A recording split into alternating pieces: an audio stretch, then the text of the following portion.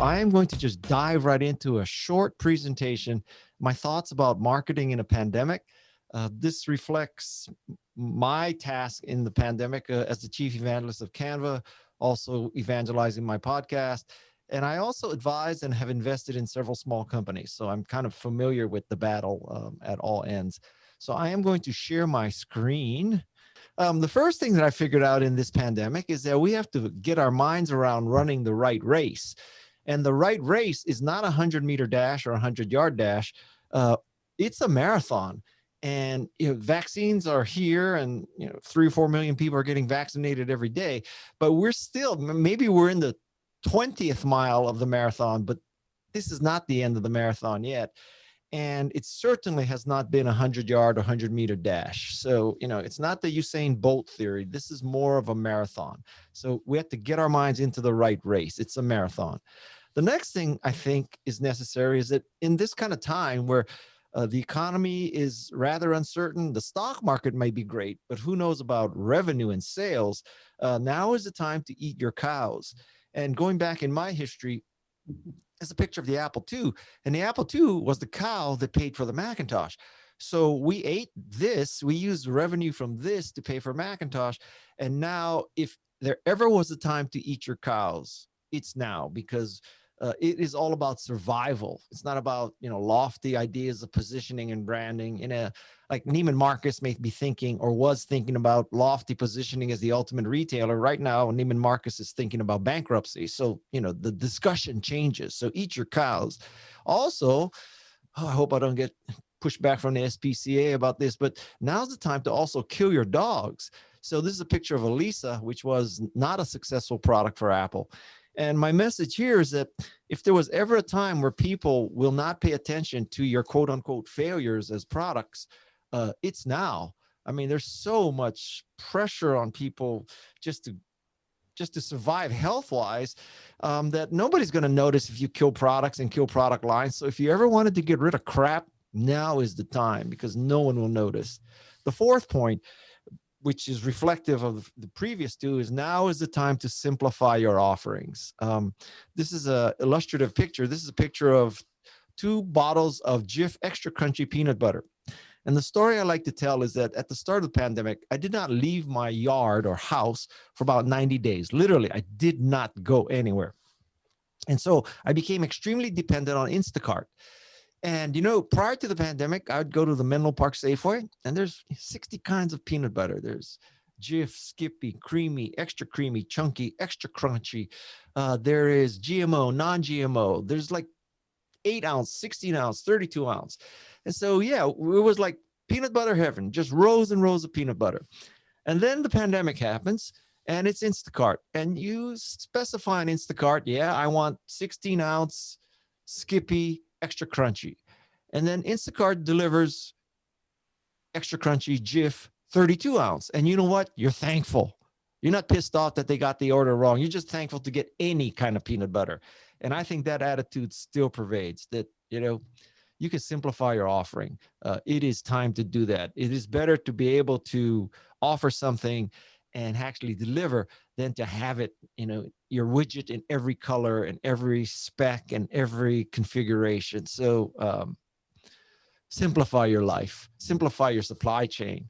Number 5, I am an advisor to a company called Merge4, and they make the coolest socks. And I noticed that at the start of the pandemic, they were so dependent upon selling these socks through companies, surf shops all over the world. And they were also very dependent on selling it through Amazon. And guess what? Amazon did not consider socks an essential item.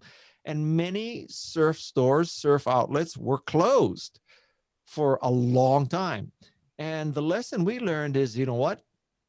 It's all fine and dandy to have partnerships and, multiple tier distribution. But at the end of the day, if the surf shop is gone, if Amazon doesn't consider you essential, you're hosed. And so the recommendation is you got to do business direct. You have to do business direct. You cannot depend on anybody else's survival. Do business direct.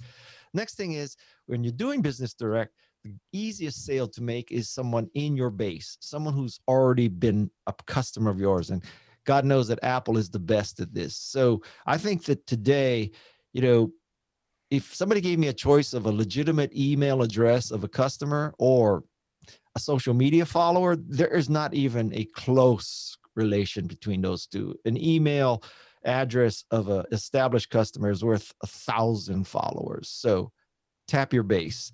Number 7 is, you got to figure out shipping. So this is something that I ordered on Amazon, and it said it would take a week, and then it took like a month. And I just don't understand this. So going back to simplify your offering, you know what? Today, I think for many people, a product is either in stock and shipping or it's not. It's not that it's the right color and the right configuration and the right kind of peanut butter. You either got it or you don't, and you can ship it or you can't. So shipping is a key aspect of a product quality today. Go figure. Nobody thought about shipping as a key differentiator before. Now it is. Number 8 is just have to go digital. Whether it's a conference where you used to go to Las Vegas with 10,000 other people, and now it's all virtual. Soon it'll be hybrid. And I think it's all about going digital. You have to assume that you're going to do a lot of things digitally, like our appearance today. So this is a zoomed out shot of my setup. So this is what I'm using right now to talk to you. And I think you need to make an investment like this, especially at the CXO level and above. You're going to be on a lot of Zoom calls, a lot of conferences, teleconferences, all this kind of stuff. And you want the kind of quality. There's 2 people on this call that are using Sony equipment, me and Matt Parnell. And so my configuration is a Sony a6100, and I have a 28 millimeter 2.8 lens. I have a XLR mic. All of this, everything you see there costs about $1,500.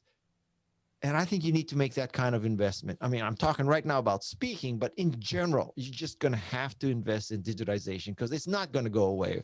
The day when we're all going back to Las Vegas together and we're all sharing, big conference halls, that day may not come back for a long time, if ever. So make the investment in stuff like this. Number 9 is the crucial question you should ask. Therefore, what? And my thinking here is that you take your analysis of the market, your vision, your perspective, your insights, and you ask yourself, therefore what? What product is necessary? What service is necessary? So this is an example. Pretend it's 10 or 15 years ago, and you see these big ass cellular phones, and they're big as bricks. But you can already see that, wow, phones are going to get smaller and smaller, cheaper and cheaper. They're going to have cameras with them. They're going to be on a data network. So people are going to take pictures and share pictures. So millions of phones with cameras sharing pictures. Therefore, what? Therefore, you start a company like Instagram. This is a picture of my Instagram feed. So the question is, looking at what you see, your perspective, that people are outdoors more, or people are using online education, or people are not meeting in person. Therefore, what? And that's how you pick what to do, how to innovate. Number 10 is not about politics and drugs.